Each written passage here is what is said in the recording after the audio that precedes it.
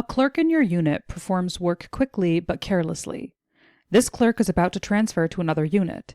The head of that unit asks you for your opinion of the employee's work. What would be the best course of action to handle this situation? Let's go through each choice and see which would be the best approach to take. A. Emphasize the employee's good points and downplay the bad.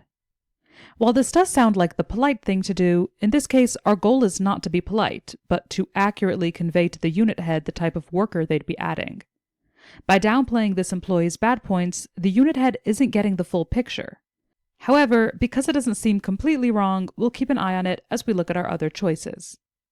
B. Allow the employee to begin with a clean record by avoiding any criticism. Although this also may sound like the nice thing to do, to completely avoid criticism could lead to serious problems down the line for the unit.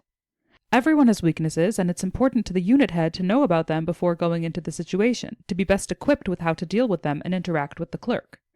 As this would be an incorrect way of dealing with the situation, this choice can be marked off. C. State that the employee works quickly but carelessly.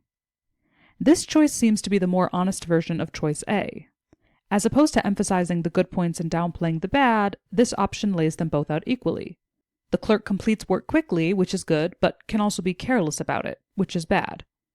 Laying out both of these facts openly for the unit head lets them decide what they prioritize and make the hiring decision with ample information.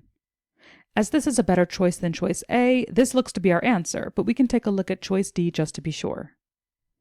D. Warn the unit head that he or she would be making a big mistake by hiring the employee. This choice goes to the other extreme. Instead of emphasizing the good points, this one emphasizes only the bad, which doesn't present a fair picture to the unit head. Although it's true the clerk's work may be careless, they do have good qualities as well, and it should be up to the unit head to decide if they'd like to take this clerk on. This being the case, this choice can be marked as incorrect, and we can mark choice C as our final answer.